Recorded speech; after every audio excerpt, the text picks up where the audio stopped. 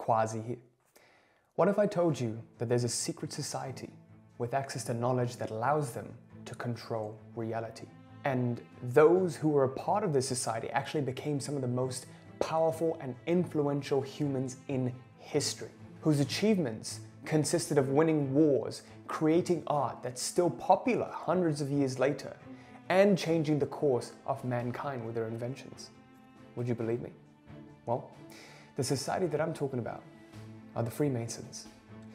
Within this society, though, there are different ranks, the most elite of which being the Freemasons of the highest rank, the 33rd degree Freemason, of which there are only a very few.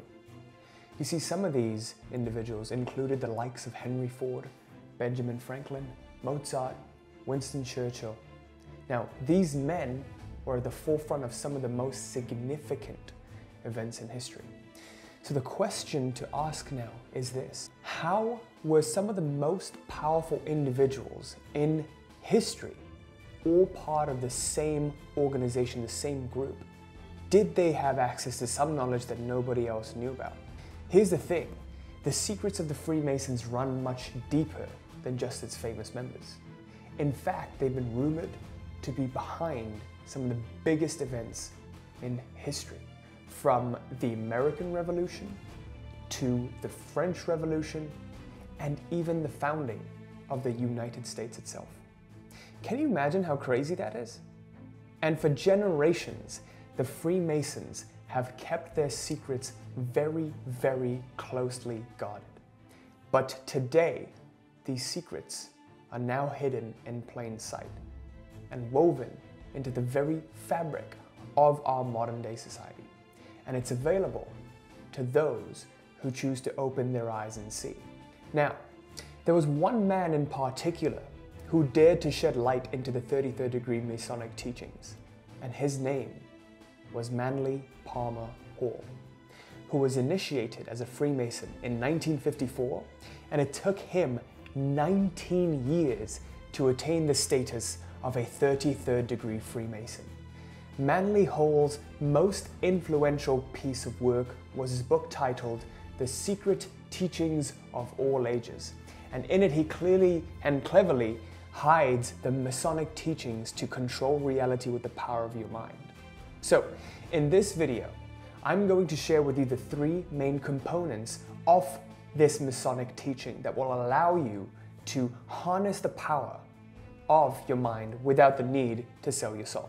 But they need to be paid close attention to and handled with care. Otherwise, they may become dangerous. So, with that, let's get started. Okay, so the book that Manly Hall wrote that was so sought after is this book. It's called The Secret Teachings of All Ages. And the teachings in here are very profound, so I can see why it's so sought after. But what we've got to know is that there's three main principles from this book that I've seen every single successful person that I've ever studied who was a very powerful creator of their reality, who knew how to bend reality along with their intentions, with their mind. They followed these three principles. The first of which is the law of cause and effect. Okay, and basically the quote that Manly Hall says in the book, it's in chapter 3, The Human Body and Symbolism. He says, the immutability of the law was stressed that every thought and act must react according to the nature of the energy liberated thereby. This reaction was symbolized by the circle, the symbol of infinite action. So I want you to take a moment to reflect on some key parts here.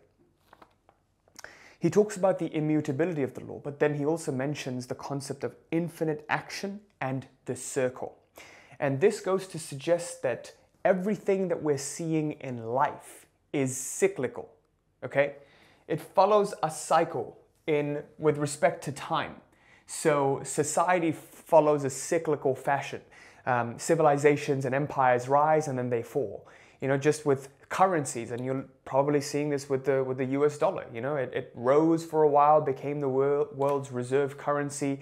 Now it's going through this debt ceiling, this period, and all this uncertainties arising. And this happened in the past with the German mark during the World War, with every single ancient civilization. Now they're thinking that, civilization wasn't linear, but advanced civilizations existed 12,000 years ago. They're starting to find out that the pyramids were actually built 15,000 years ago because of the erosion marks that they're seeing. And the erosion marks that they're seeing in the pyramids are actually arising. They arose from water, and that kind of water could have only have been produced by a great flood, which is now known as the Younger Dryas, right? So all of these things, civilization is cyclical, life is cyclical. We were born, then we die. We follow a cycle of life. So it's not linear. Everything is cyclical. And the other concept is that of infinite action. We're always in a process of acting. Okay, so what I believe he means by this is energy is transferred from one form to the other. Okay, there is infinite action. One of the biggest misconceptions people have is they think physical action is different from mental action. They think mindset and action are different. You're either taking massive action or you're sitting at home and meditating in order to get a particular result and manifest a lottery win. That's completely false. If you really want to create an outcome in your life, there needs to be action. There needs to be both mental, spiritual, physical action. This is all action. Action is just movement. So this infinite action is infinite because it's moving cyclically. It never stops. There is a continual momentum, a vibration of particles and energy. Okay?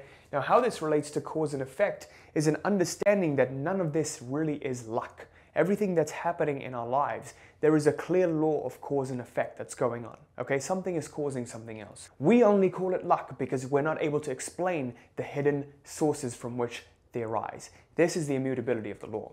Now, another interesting thing that I've noticed about all of these successful people that you look at through history is they really understand the law of cause and effect. What do I mean by that? Their reasoning process is not by analogy.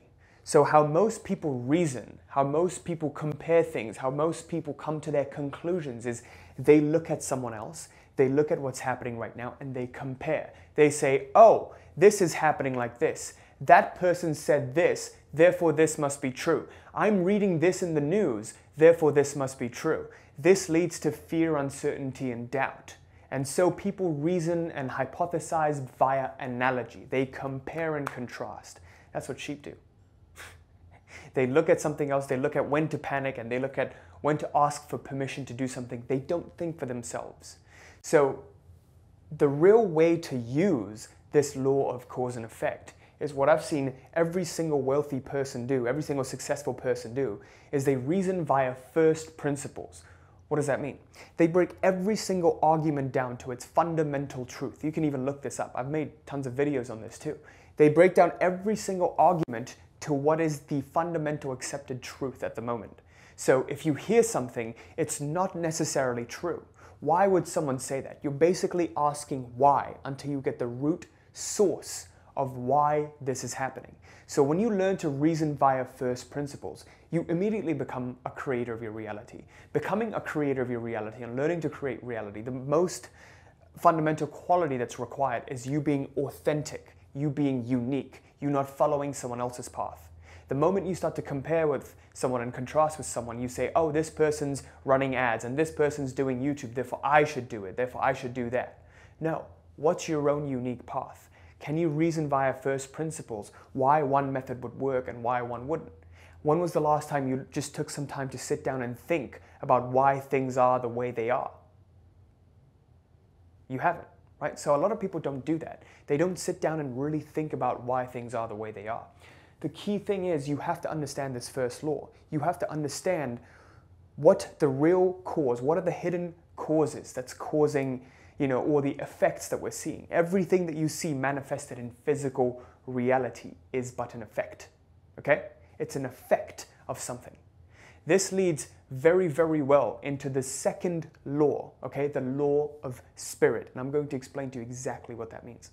So the second law that is absolutely crucial to understand if you want to be a creator of your reality is the law of spirit that he talks about in the book. And the quote goes like this. This is in chapter 12 called Pythagorean Mathematics. And this is what he says. The universe is made up of successive gradations of good, these gradations ascending from matter, which is the least degree of good, to spirit, which is the greatest degree of good. In man, the three spheres of his threefold nature merge into a single unit, making him a single living soul. So the importance of this quote is as follows. I believe this comes from Hermetic teachings, where Hermes Trismegistus, known as the greatest god of all time, who existed 5,000 years before Common Era, I believe. And in it, the Emerald Tablet, he talks about the three different planes of existence, where he talks about the least and the most gross form of existence is the physical dimension. A level above that is the mental dimension, and the third level above that is the spiritual dimension. Hermes was known as Hermes Trismegistus, and Trismegistus translates to thrice greatest, meaning he's mastered all these three planes of existence. So in this, Manly Hall says how the least degree of good is matter and the greatest degree of good is spirit. So I want you to take a moment to think about why he would say something like that. Why would he say something like that? This is why. The ancient yogis believed something like this too. They believe that what's the most grossest form, which is matter, is influenced by the most subtle form, which is nothingness, and everything evolved out of nothingness. So this is what they believed. They believed that the universe, this world as we perceive it right now, it evolved from nothingness. This nothingness became energy. This energy evolved into awareness. Awareness then evolved into consciousness. It started to become aware of itself. Consciousness. It became conscious of itself. This consciousness, there started to become movements within consciousness. And this movement within consciousness is called mind. It's called thought. And this mind then created the body. So if you look at placebo effects right now, your body literally has the ability to cure cancer, right? It has the ability to cure all sorts of ailments that you would have never imagined without any outside intervention. This is the technology. There's quantum computers that can't replicate the functions of human bodies yet. That's how sophisticated this system is. So the mind is the doing of all of this. So in order to influence the body, we have to tap into the subtler dimensions of life. And this is exactly what he means by this quote. And this, again, interestingly, goes back to this law of cause and effect, right? There is a subtle cause that is leading to all of these gross effects. If you want to create anything in your life, stop focusing on the gross matter, on the thing, on trying to manipulate and change something. Focus on the subtle source that's actually causing this effect that you're seeing. What is causing the effect that you're seeing right now? The subtle inevitably leads to the gross. So in order to make any physical change happen in your life, you have to look at the subtle source from which it originates. And this is where it all originates, in the mind. Okay, so this actually leads very interestingly to the third law, the law of imagination. So let's get right to that. So, last but not least, one of the most powerful laws that's completely transformed my life and over 1,000 clients that we've worked with, the law of imagination. And it's very interesting to see that Manly Hall goes really deep into it and describes it beautifully. He says, imagination is the star in man, the celestial or supercelestial body. This is the great secret of the mysteries. Imagination is the divine body in every man, the divine principle or idea by which each creature is begotten. And this is in chapter 25, the Pythagorean theory of music and color. Now, I want you to take a moment to reflect on this. Why does he call this the star in man? Why does he call this the celestial or supercelestial body? I believe this is the subtle, as the most subtle will get, okay? And imagination is the power that runs everything. Einstein prized imagination. He said imagination is the only thing that truly governs this world. And I believe that's why he describes it as the celestial or supercelestial body, the highest of them all, the greatest star that could ever exist. Another man who always talks about imagination is a person by the name of Neville Goddard. He was a 19th century philosopher, and Neville Goddard mentions imagination and awareness to be the most powerful of them all. And remember, in principle number 2, I talked about the concept of awareness and how, the yogis believe that that's how it evolved from nothingness to energy to awareness to consciousness, mind, and body. So awareness in conjunction with imagination has the power to completely rule your life, okay? So the only form of visualization, though, that does become very, very powerful is, or imagination rather, is creative visualization. Now, there's a reason why they talk about imagination, because imagination has connotations of creativity. Creativity connotes the heart. If you simply picture something in your mind's eye, it has no effect. You're simply picturing, okay? There's a difference between imagining and picturing. So Neville Goddard always talks about visualizing, thinking feelingly, okay? Think feelingly. So when you visualize creatively anything that you want in your life and you project it in your mind's eye, then you're automatically invoking two of the most necessary components of manifestation and reality creation. And this is involving the heart and the mind. And everything that you do, both your heart and mind, if they're in a single congruent line, let's say you want a job and you really feel good about getting that job and it makes you feel great, then the probability that you will get that job is a lot higher. If you want to grow your business revenue, if you think about it and you feel the associated feelings of what it would be like to get that job and you live from the end, the probability that you will get it is a lot higher, because now you're manipulating the subtler dimensions of energy, which is what I believe every single successful person, every single one of these Freemasons that you've seen, that's what they do so effectively, okay? So if you practice creative visualization for the next 30 days, you will begin to see changes happen in your reality like never before. And what Neville Goddard talks about is practicing creative visualization as you fall asleep before bed every single night. This also invokes your subconscious mind to completely absorb it. Okay, so your conscious and the subconscious mind, again, the mind and the heart, when they work in conjunction with each other, only then do you unlock the power of reality creation. Okay, so this is what I want you to do. For the next 30 days, pick one goal that you want to create in your life, that you want to accomplish. And it could be something really big or it could be something really small. Don't judge it. Don't make it too unrealistic, obviously, but lean over the edge without falling off. What does that mean?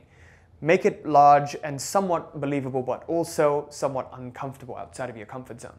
The thing that you want that will set your heart free, okay? So that you feel completely resonant with it. Pick that goal and visualize different instances of that goal being achieved. What does your life look like after that goal has been achieved? And do that as you fall asleep every single night. So I want you to commit to that and do that. And once you do, I hope you'll begin to see changes, but that's something that I've done for over a year. I visualized like having $100,000 in my bank account every single night. I followed Napoleon Hill's Think and Grow Rich formula, and it didn't happen the first year, it didn't happen the second year, but by the third year, a lot of it started to happen. So I know this is the power to change your life if practiced over a prolonged period of time. But really, the principle I want you to take away from this is creative visualization, involving both your heart and your mind, thinking feelingly. Now, I believe one of the most powerful ways in which you can make a permanent shift in your life is by influencing the subtle, okay, the subtle causes. What's the most subtle cause that you can tap into right now? What's the most subtle thing that we're not even aware of? They say in life, we question all of the beliefs except the beliefs we're deeply identified with. And those are the beliefs that run our lives. The thing that we will never question is our identity. Once you learn how to shift your identity from the very, very core, and you become a completely different person, a completely new person, you experience a completely new reality. Over the past 6 years, that's what we've been doing with all of our clients.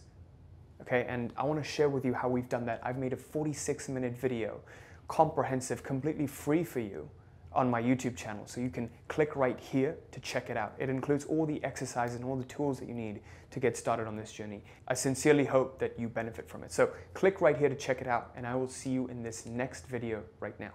Thanks.